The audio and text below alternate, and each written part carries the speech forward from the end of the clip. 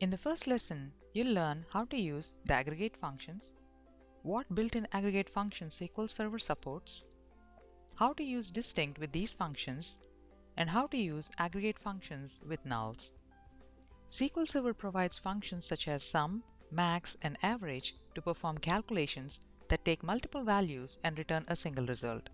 These functions are used to aggregate or summarize the data that is stored in multiple rows. So far in this course, we've been using the where clause to filter rows. Let's say you need to count the number of rows that meet your criteria in the where clause. You can do that by using the aggregate functions in SQL Server. Now let's see how to work with these aggregate functions. Aggregate functions return a single scalar value, and when they are used in a select list, they do not generate a column alias. So when you use the aggregate function, you need to use the as clause to provide a name to the resulting column. Aggregate functions ignore nulls, except when using the count function. And they can be used in the select statements where a single expression is used, like the select, having, and order by clauses. Aggregate functions in the select clause operate on all rows passed to the select phase. If there is no group by clause, all the rows will be summarized. Having clause is frequently used with the group by clause to filter the data. To extend beyond the built-in functions, SQL Server provides a mechanism for user-defined aggregate functions via the .NET Common Language Runtime. Here are some of the aggregate functions that SQL Server supports: common, statistical, and other aggregate functions. The sum function returns the totals of all the non-null numeric values in a column. The average function returns the averages of all the non-null numeric values in a column. The minimum function returns the smallest number, earliest date time, or first occurring string in a column. The max function returns the largest number, latest date time, or last occurring string in a column. The count and count big functions return the count of all rows in the column. When you pass star as a parameter to these functions, the count of all the rows, including those with null, is returned. When a column is specified as an expression in the count or count big function, it returns count of all non-null rows for the column. Count returns the value as an int, and count big returns a big int. Now let's see some examples of these aggregate functions. Let's open a new query, and let's do a select minimum of the order date from sales.orders table. Click on execute, and it will give the first order date in the orders table. Let's change the function to max and see what the order date is.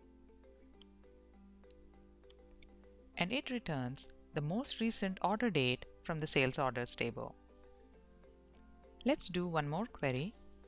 Let's select the average of the unit price, and let's call it average unit price, minimum of the quantity column,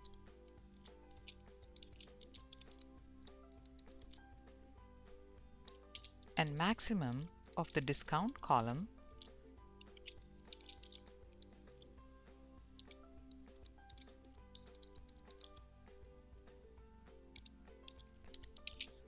from sales order details table.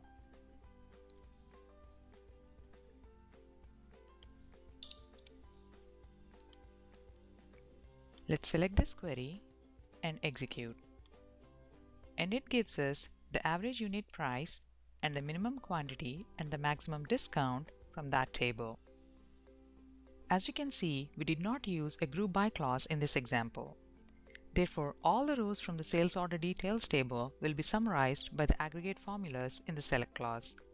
When using aggregates in a select clause, all columns referenced in the select list must be used as inputs for an aggregate function, or they should be referenced in a group by clause. Let's see what happens when you add the column order ID without an aggregate function and without using a group by clause. Let's select this query and click on Execute. It throws an error.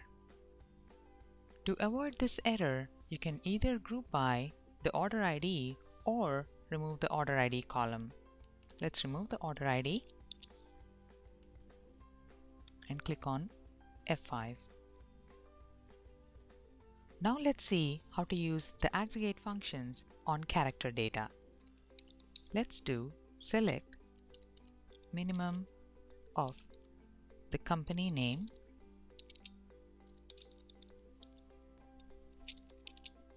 as the first customer and maximum of the company name as last customer.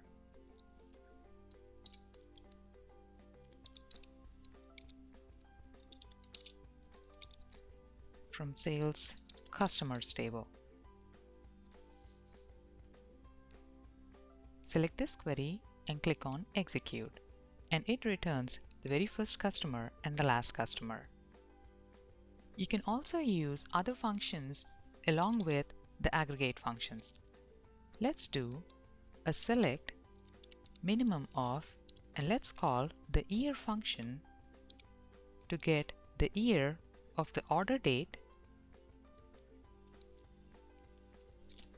and let's call it earliest year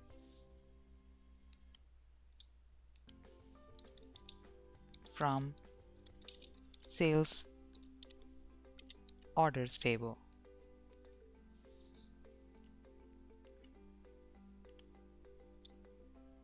Let's select this query and click on Execute. And it shows us that 2006 was the very first year in the sales orders table. So far you've seen how to use the aggregate functions. Now let's see how to use distinct with these aggregate functions. Earlier in this course, you learned about how to use distinct in a select clause to remove duplicate rows. When used with an aggregate function, distinct removes duplicate values from the input column before computing the summary value. This is useful when you wish to summarize unique occurrences of values such as customers in the orders table. When distinct is used in the select clause, it eliminates the whole rows, but when it is used in the aggregate function, it eliminates duplicate values. Let's take a look at a quick example. This query returns the customers that have placed orders grouped by employee ID and the year. Let's execute this query and observe the results. Let's open a new query. Let's paste the query here and execute it. As you can see, these two columns have different counts. The All Customers column returns all the rows except those containing nulls. The Unique Customers column excludes the duplicate customer IDs and returns a count of all the unique customers, which answers the question, how many customers per employee in that year? And as you can see, to get the unique customers, we've used the distinct in the aggregate function. Now let's see how to use aggregate functions with nulls. In the previous modules of this course, we've learned that it is important to be aware of the possible presence of nulls in your data and how nulls interact with T-SQL. This is also true with the aggregate functions. Most of the aggregate functions ignore nulls except the count function, which uses the star option. This means when a sum function is used, it calculates the sum for all the non-null values only. The presence of nulls in a column may lead to inaccurate computations for the average function, which will sum only populated rows and divide that sum by the number of non-null rows. This means that you need to use the isNull or the coalesce functions to replace nulls before using the aggregate functions. Let's see an example. Let's open a new query and let's do a select sum of C2 as some non-nulls, count of star as all rows, count of C2 as all non-null rows,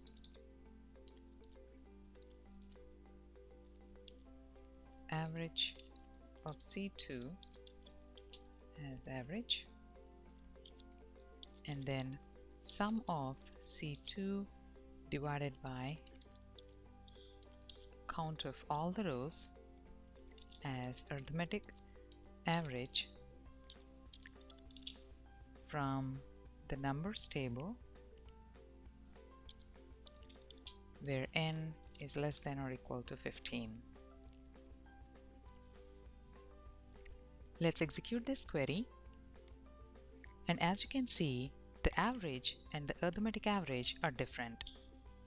To make the average function use all the rows instead of just the not null rows, you need to replace the nulls with another value that can be used by the aggregate function.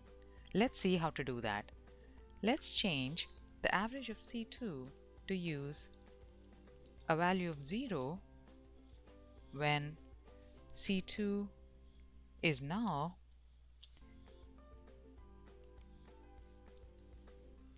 and execute this query. And as you can see, the average and the arithmetic average are exactly the same.